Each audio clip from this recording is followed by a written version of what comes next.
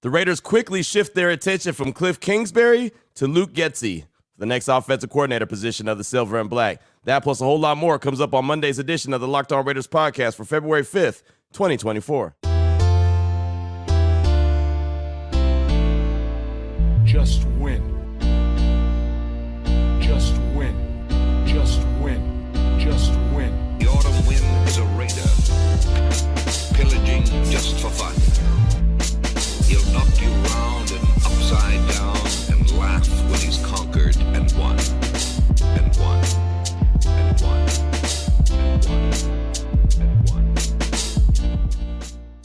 And welcome in, Raider Nation, to another edition of the Locked On Raiders podcast. Thank you so much for making the show your first listen of the day. Make sure you subscribe or follow for free on YouTube or wherever you get your podcast to get the latest edition of the show as soon as it becomes available. As always, if you're checking us out on YouTube, thank you so much. Appreciate that. Also appreciate my man Ari. Does a great job each and every day making sure we're on YouTube, we're looking good, and we're sounding good. So hit him up on Twitter at Ari Produces. You can hit me up as well at your boy Q254. And of course, we got the Locked On Raider podcast voicemail line 707-654-4693. Plenty of people hit me up over the weekend and say, Q, what's that number? Give me that number one more time. I got something to say. 707-654-4693. Your calls and texts will come up in segment number 3. And please believe there's plenty of feedback to get to based off of everything that happened over the weekend when it comes to the Silver and Black. In segment number 2, as the Raiders shift their attention from Kliff Kingsbury as the potential next offensive coordinator to Luke Getsy, we'll revisit a conversation that I had with Courtney Cronin from ESPN, who covers the Bears, that gives us a little bit of an idea of what Luke Getsy could bring to the table as the offensive coordinator, as that looks like that's going to be the direction that the Raiders go now with their OC position. So you hear that in segment number 2. We'll talk about Luke Getsy, the offensive coordinator. Then here in segment number 1, news and notes of the day. And of course, the news and notes all have to do with the offensive coordinator position. We'll jump right into it after I tell you about the title sponsor, which is FanDuel. Make every moment more. Right now, new customers get $200 in bonus bets if your first bet of $5 or more wins. Visit FanDuel.com/lockedon to get started today. And off top, before we even jump into the news and notes, I just want to be fully transparent. I'm recording this early on Sunday. As many of you know that have been listening to the show for many years now, this is Super Bowl Radio Row Week. So this is a crazy, crazy week for me. Super busy and spending all day Sunday into the late night really preparing for Media Row. Normally I'm traveling because it's not, anywhere near me. It's like last year it was in Phoenix. The year before that it was in LA, and just so on and so forth. This year with it being in Las Vegas, it's still as busy as ever. So I had to record this episode really early on Sunday just so I could start to prepare for Radio Row. And I'll also say this. There could be a time this week that maybe the show gets up a little bit later than normally it would. Again, it's just because of the craziness of Media Row. I want to say it's Radio Row, but now it's actually extended to Media Row, where there's podcasts, there's TV, there's just so many different outlets out there. So pretty much everything that you'll get all week long here on the Locked On Raiders podcast will come live from Media Row. So it'll be late night. I'll probably be the last guy in the Mandalay Bay Convention Center recording these shows, but that's okay, right? And so whatever I could bring to the table, whatever I get throughout the course of the week, I'll bring to the podcast. So it's always a fun week, but it's always a week where my hair is on fire. So just deal with me. I do appreciate it. Again, Super Bowl week is like the Catalina Wine Fest for me, right? It's like it's the mecca of all meccas when it comes to covering the NFL, but it's an exciting week. So let's go ahead and jump into the news and notes of the day. I was sitting at the barbershop on Saturday morning, as I always do. I was sitting there actually talking with my man Mickey, a big-time Raider fan as well, and I got the news, saw the tweet from Adam Schefter, a twist in Vegas.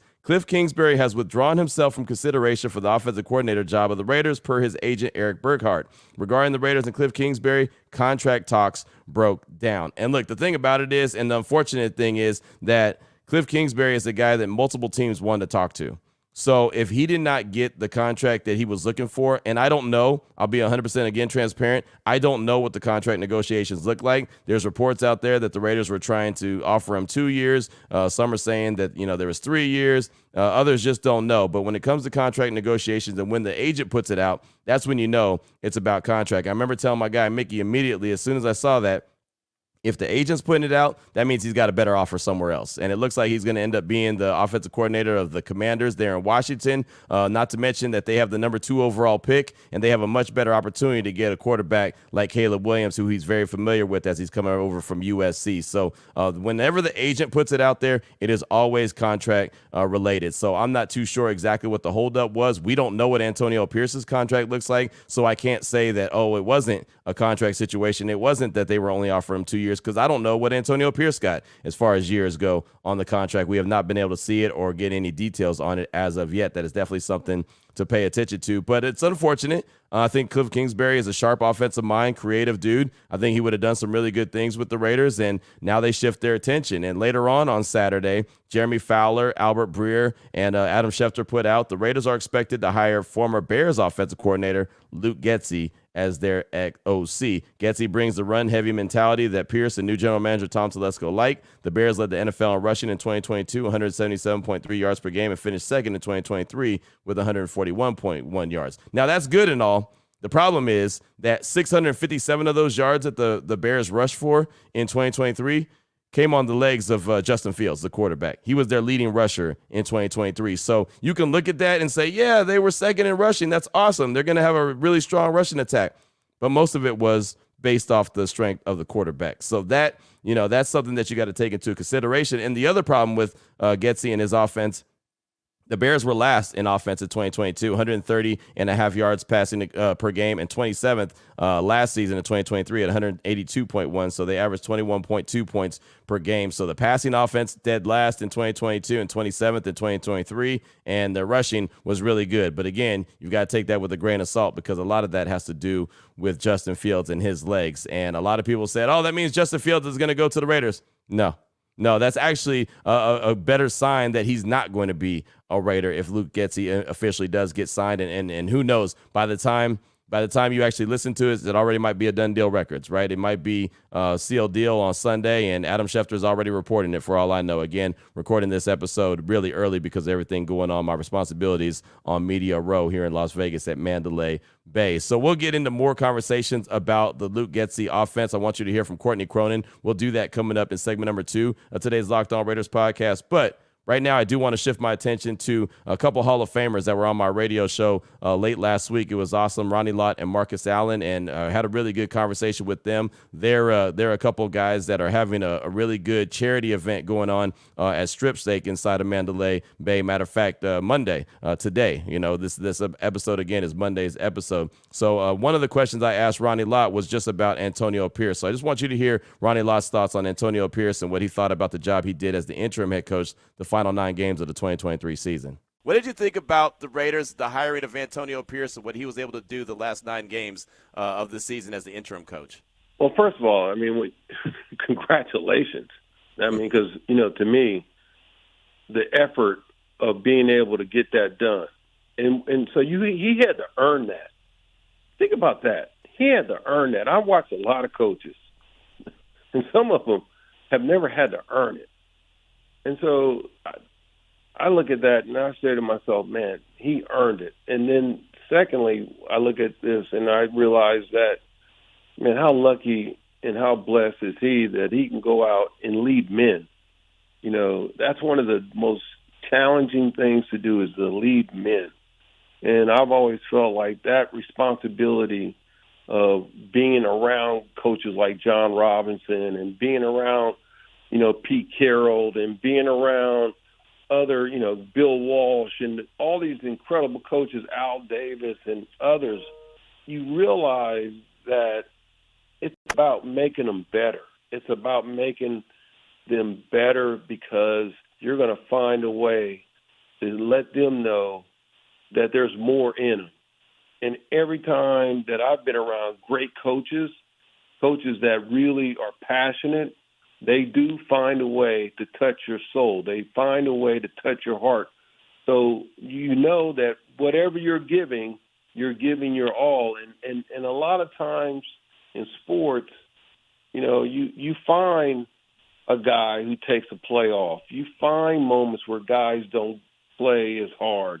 And to me, it's sad because the game is about exhausting all of it. It's about giving all of it, and the great players try to find a way to give all of it all the time, and that's what I learned. I mean, I used to look at Charlie Taylor from the Washington Redskins or Jim Brown and from, the Cleveland Browns, and you would look at those guys and you know that they were giving all they could to be able to showcase their talents and their skills. So there's Ronnie Lott talking about Antonio Pierce. How about Marcus Allen? Because these two guys, again, are putting this event together, again, going on at Strip Steak in Mandalay Bay. Marcus Allen, and you'll hear the question about Week 18. He was in the locker room following the win over the Denver Broncos. Here's his thoughts on AP and just that whole locker room experience. You were in the locker room following Week 18. The Raiders beat Denver. You saw the celebration. Other legends were in the locker room as well. What did that mean for you to be able to come back and see that and be a part of that as well? Well, I haven't seen anything like it. There was only a few times that we didn't make the playoffs, and even though we, may have won a game, that was not the reaction. That was a fantastic reaction. I saw a quote the other day that was really interesting. I think it was Julian Edelman said, "We worked for Bill, but we played for Tom." Tom Brady. Mm-hmm. Well, those players, they work for the Raiders, but they play for AP. Right. I tell you that. They did. That they really did, and that showed. And what I saw was an authentic, and it wasn't manufactured. It was nothing that was contrived or anything like that. It was authentic. How those guys cared about each other. How they would run through a wall for their coach. And remember, they didn't have anything really to play for, but they played for each other. They played for AP. I think they knew what was at stake. And you can see with the day that he took over, the energy completely changed. It did. Completely changed. And, it really did. And I think sometimes we get so caught up in a coach that has X's and O's, but we're in the people business, and you got to be able to motivate. You got to be able to inspire, and you got to be able to talk to 53 different guys.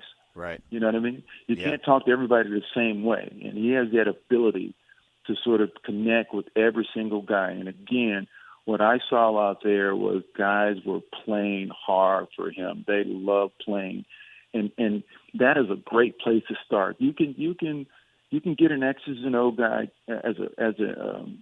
as a coordinator, right? You can get an X as a defensive coordinator stuff. But let me tell you, your head coach got to be able to inspire people, and he does. So, you always got to make some time to have a couple of Hall of Famers on the show, right? And that's what I'm expecting throughout the course of the week this week in Mandalay Bay. Some bangers, that's what I call them, the gold jackets, right? Hall of Famers, that's what they are. Those are the guys that we go after, try to get as many of those guys on as possible throughout the course of the week. So looking forward to that. But I thought it was a good moment to have an opportunity to ask Ronnie Lott and Marcus Allen their thoughts on Antonio Pierce. Coming up in segment number 2, what to expect from Luke Getsy, the offensive coordinator. You'll hear from Courtney Cronin from ESPN, who covers the Bears like a glove, and we'll talk about it as well. We'll do that coming up in segment number 2 of today's Locked On Raiders podcast.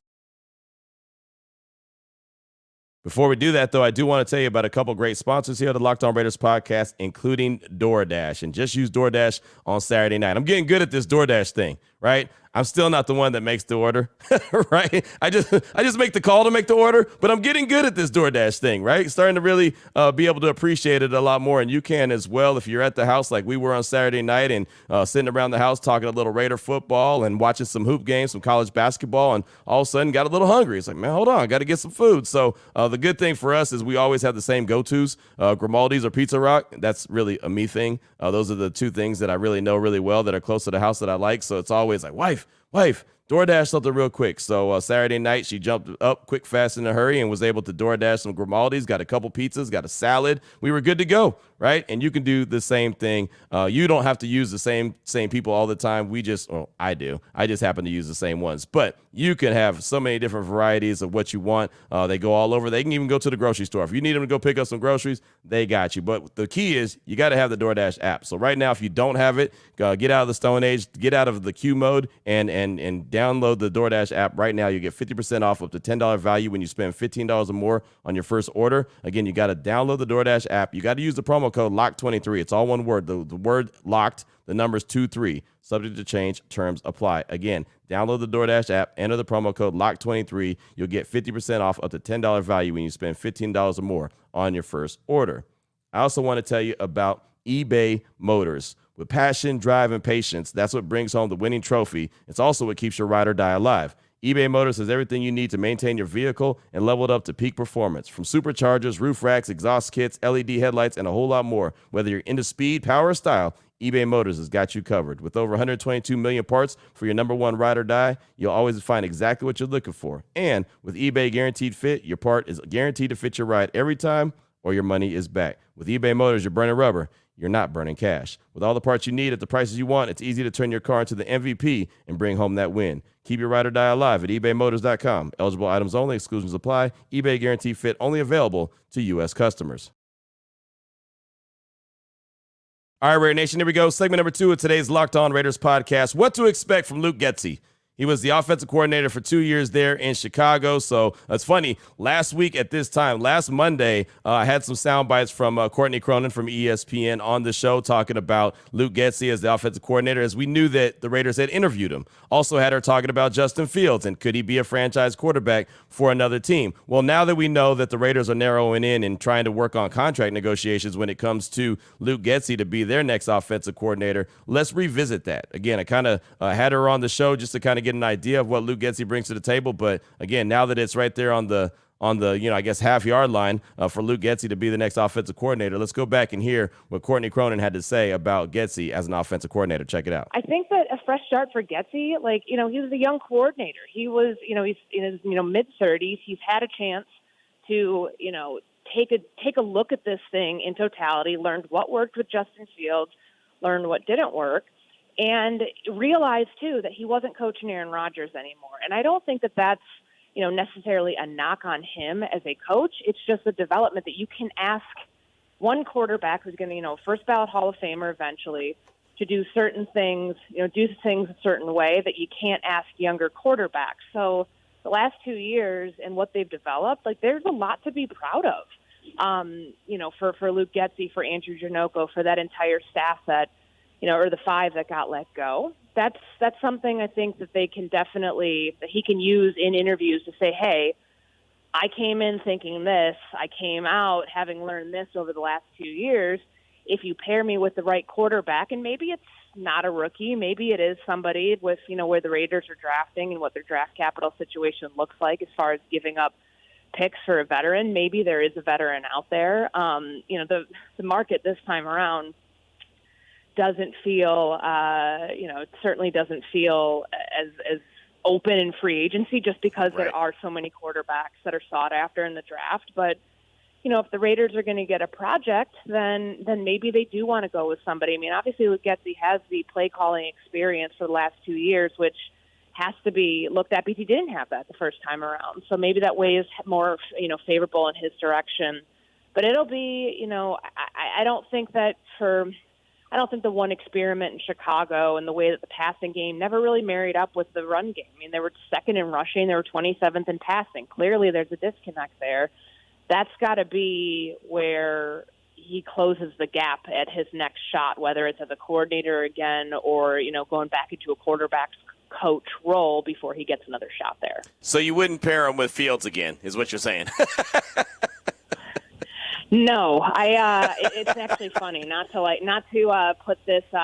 So we're doing a quarterback assignment, and we had to I had to field trade offers from my colleagues and all of that, and one of them actually was the Raiders. So when I saw that today, I texted my editor being like, "Hey, if Getsy gets hired, we're changing this because I don't think that Vegas would pair him again with Justin Fields if Getsy was hired. I cannot see that happening." So again, and I mentioned it in segment number 1, that was Courtney Cronin from ESPN. She does a fantastic job covering the Bears like a glove. She's on all kind of different shows as well, Around the Horn and many others, First Take, whatever the case is, she's all over it. Does a great job. Really got a lot of respect for her. But you hear what she says, with the run game, cool. But the passing game, he's got to figure that out. He's got to figure out how to narrow the gap. And that's my biggest question. This, to me, Even though, we've seen offensive coordinators that we hear their name, we're like, yeah, that's not really that great of a name. We've seen it work out. So I'm not saying that this can't work out, but it just feels like a pretty underwhelming hire, right? It doesn't sound like that, exciting,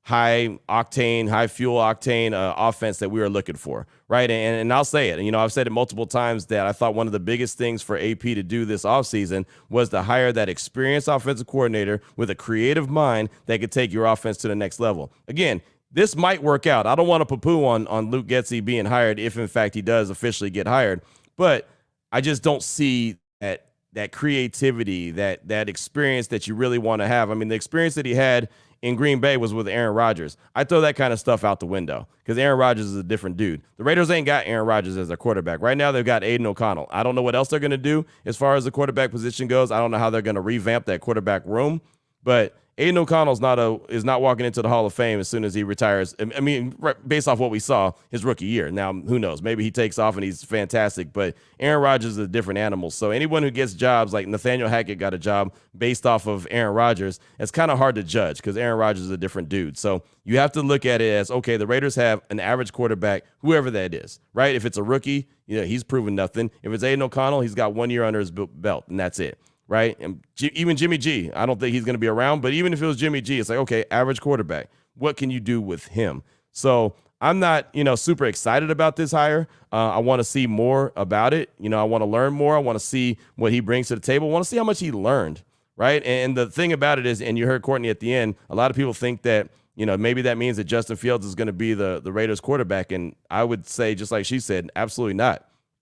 She was putting together a trade proposals, and she had the Raiders trading for Justin Fields until she heard about the interview for Luke Getsy, and she was like, oh, yeah, never mind. That's not going to happen. So I don't know, what the quarterback situation is going to be for the Raiders, but what I do feel pretty confident saying is it's not going to be Justin Fields. So that also takes me to the next, my next conversation. What will they do? What can they do with the quarterback, right? If Luke Getsy couldn't figure it out with Justin Fields, who obviously has ability to run as he led the Bears in rushing in 2023, but he couldn't figure out with his arm. So is he not able to coach up a quarterback with those kind of traits? Does he have to have a pocket passer? Does that mean that the Raiders have to turn their attention to like a Kirk Cousins or something like that? I don't know. I have no idea, and that's why this is interesting. It's funny, when I saw that tweet on Saturday, I just quote tweeted and said interesting, and everyone's like, what's so interesting about this? This sucks. Well, what I'm interested in is how they went from Kliff Kingsbury to Luke Getsy, right? Because these to me are two different styles, two different approaches. So what made Getsy the next guy up, or was it a settle? And you never want to settle. That's the one thing that you just don't want to do. If they settled for Getsy just because they think, well, he'll agree to the contract negotiations, that's a problem, right? That's not going to help you win at all. If they think that he has some really good ideas and he's going to help open up this offense, okay, cool.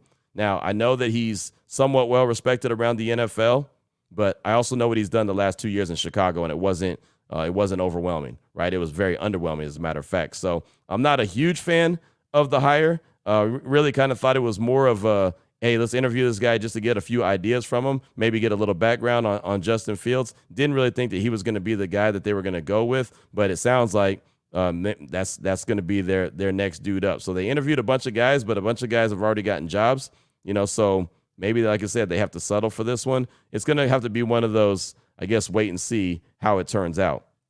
Just because a guy failed one place doesn't mean that he's going to be a failure another place. But again, it's not an endorsement of, oh man, look out, this offense is going to be fantastic. I'll continue to do my due diligence and do some work, especially this week on Radio Row, be able to talk to a lot of folks. Everyone that I could imagine will be right in one building. So I could talk to a lot of different people about, what Getsy brings to the table and what to expect. But again, I'm not super over the moon about this hire if, in fact, they do go ahead and make that official like a referee's whistle. But there you go. Courtney Cronin from ESPN kind of giving us a little bit of thoughts on what to expect from Luke Getsy, the offensive coordinator. Coming up in segment number 3, what are your thoughts on the hire? What are your thoughts on the quarterback position? Got a lot of feedback over the weekend at 707-654-4693. We'll do that coming up in segment number 3 of today's Locked On Raiders podcast. Before we do that, though, do want to tell you about the title sponsor of today's show, which is FanDuel. Happy Super Bowl to all who celebrate from FanDuel. It's America's #1 sportsbook, and if you're like me, Super Bowl Sunday is all about scoring the best seat on the couch, grabbing your favorite football snacks, and placing some super bets. FanDuel has so many ways for you to end the season with a W or 2 or 3. Even if your team is not playing in the Super Bowl like the Raiders, right? You can still get W's. How? Well, you can bet on who's going to win Super Bowl 58, but you could also bet on what players will score a touchdown, how many points will be scored, and a whole lot more. New customers join today. You'll get $200 in bonus bets if your first bet of $5 or more wins. Just visit FanDuel.com/lockedon to sign up. That's FanDuel.com/lockedon. Make every moment more of FanDuel, an official sportsbook partner of the NFL. Here we go, Raider Nation. Segment number 3 of today's Locked On Raiders podcast. Your calls and texts straight off that Locked On Raider podcast voicemail line, 707-654-4693. Let's start things off with Barry from Baltimore. He's calling to talk about the potential hiring of Luke Getsy as the offensive coordinator, and he wants to share his thoughts. Here he is, Barry from Baltimore. What up, Q? This is Barry from Baltimore. Just wanted to call in and a couple of thoughts in regards to the offensive coordinator. It's a shame that we did lose out on Kliff Kingsbury. I mean, I don't know what he would have done, but, it seemed like it would have been a right hire, and it seemed like it's who they wanted. I don't know what happened with the contract negotiations or whatever, but obviously it didn't work out. That's just how business goes, I guess. But this hiring is supposedly of Luke Getsy. Oh, my man. One of the last offensive coordinators I wanted them to hire, and I hope this doesn't eventually cost AP his job. I mean, maybe he'll get another chance with another OC, but I don't see this working out. Now, let me say this. I'm a fan. I don't know anything. I watch the games. That's about it. But just my opinion, what's out there, what I read, I know it could not mean nothing, but to me it sounds like he got a job because he worked with Aaron Rodgers. Same thing that happened with Hackett. He was horrible as a coach and horrible as a coordinator for the Jets this year. I hope it works out, but it's so underwhelming. I mean, he did not make any of his offensive players better, Now, some people are going to blame it on the quarterback fields and this, and I get that, but I mean, play to his strengths. It took him almost a year and a half, maybe more than that, to play to their strengths. I don't know if that's a head coaching thing over there in Chicago. Could be. Like I said, could be wrong. Just so underwhelming. I mean, the Raiders just do stuff that's just not typical, and it doesn't work out. I mean, don't get me wrong. I'm trying to talk myself in this Tom Telesco hire, but that's another one. I mean, he got fired and he got hired right away after we destroyed him, and and they lost his job. Now he does draft well in the first round. I get that, and he doesn't build depth, so that's an issue.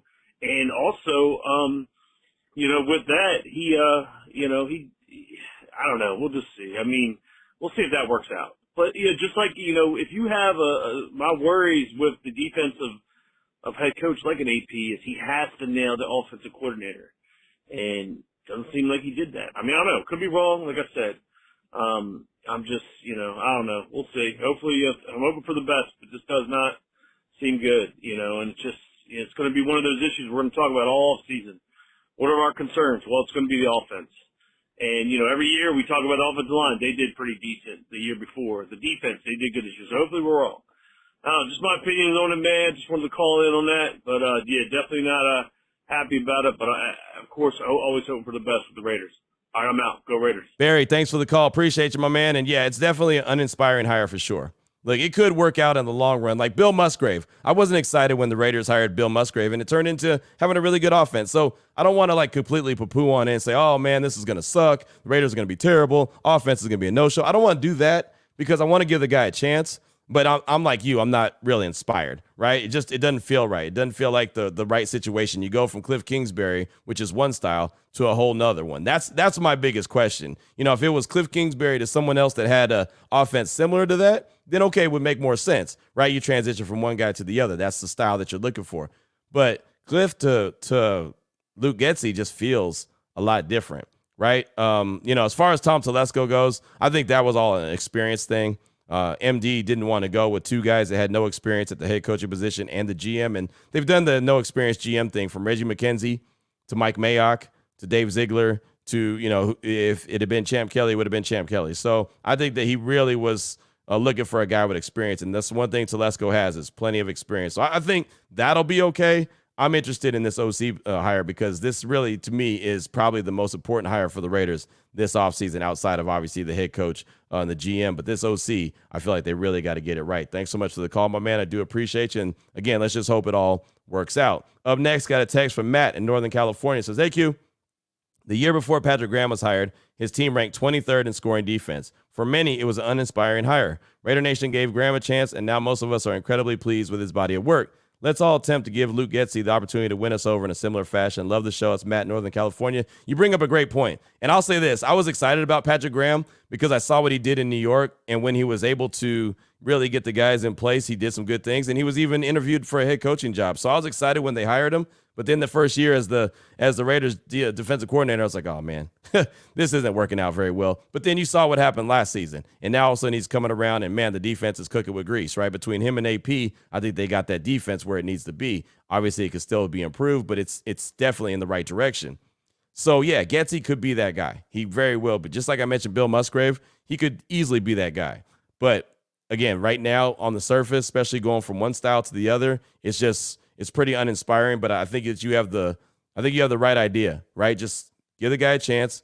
Let's hear what his ideas are. Let's see what the Raiders do as far as personnel. That's also going to be a big factor. Who's going to be their quarterback? Is it going to be Aiden O'Connell? Is it going to be other, right? Because as far as I'm concerned, I don't know. It's up in the air. I really don't. Like Kliff Kingsbury, if he had been the offensive coordinator, I feel like you have a pretty good idea of what to expect as far as the quarterback or what he's looking for the quarterback. I don't know what Luke Getsy wants as a quarterback. I just don't know him enough. Again, going to do my research and learn as much as possible, but he had success in Green Bay with Aaron Rodgers. I would have success in Green Bay with Aaron Rodgers, right? Didn't have a success in Chicago with Justin Fields. So what is it that he wants? What is it that he's looking for? Matt, thanks so much for the text, my man. Definitely appreciate you. Up next, got a call from Army Raider. He's calling to share his thoughts on the Getsy hire, and let's just say he's not very impressed, and here's why. Here's Army Raider. Hey, Q, it's your boy Army Raider. Found out we're hiring Getsy as offensive coordinator, and I gotta say that's just a terrible hire for a few reasons. I know everyone, and I'm sure you'll probably say as well, his rushing numbers and how great they were, and the Raiders want to be a rushing team. But here's the issue with that. If you take out Justin Fields' rushing numbers, they go from being second to 22nd at only 102 yards a game. So the rushing numbers are extremely inflated from the quarterback position. And we don't exactly have a running quarterback. I'll also add that his understanding of pass concepts in the passing game are just absolutely terrible. And we're in a now passing league in the NFL. So, I mean, all the names that were thrown out, we arguably got the worst option. And I think that could definitely be the handcuff for our new head coach and his coaching staff. And I also think that, it's not good to bring in a an offensive coordinator who's not very good with quarterbacks, especially pocket passing quarterbacks and not running quarterbacks.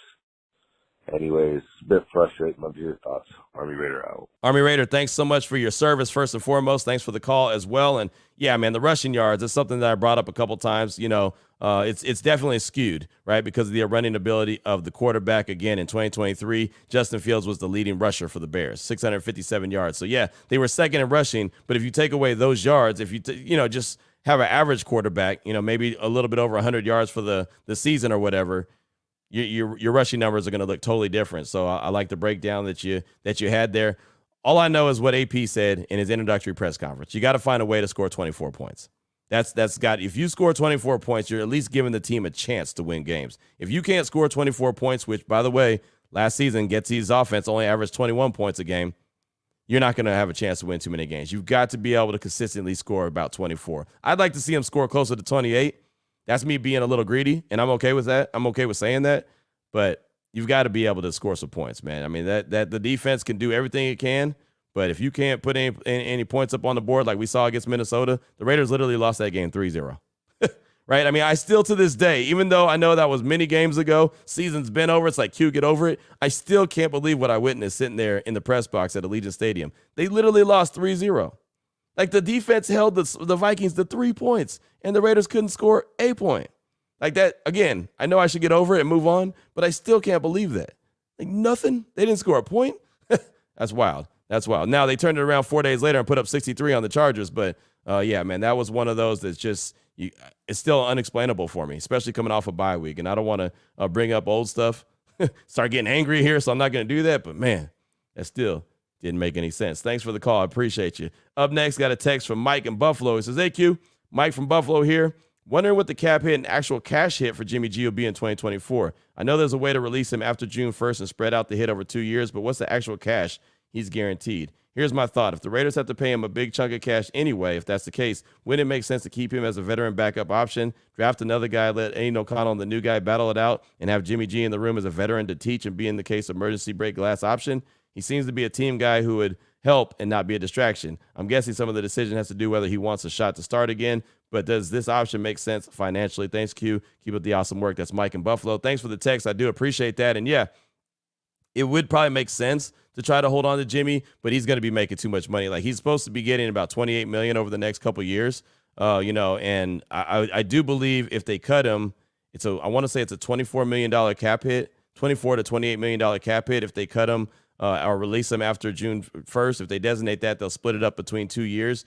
He told us after the season in the final little not press conference, but the locker room action that we had, he was the only player that actually talked to us in the locker room on that Monday following the Broncos game. Like, nobody else was in the locker room, but he did come out and talk, and he let it be known that he wants to start. He wants to get an opportunity to get out there on the grass and be a starter. So I don't think if he's not given that opportunity with the Raiders, he'd want to do that. Now, he did take a massive pay cut to stay with the 49ers when they said that they were going to try to trade him. So maybe he would restructure his contract. I just don't think at that price that Jimmy G is worth sticking around. I think you can get another veteran quarterback and have him just on the roster and in the room at a much better price. So we'll see what happens. I think Jimmy G wants to go somewhere where he has a chance to be a starter. Now, the question is there a team in the league that wants him to be a starter?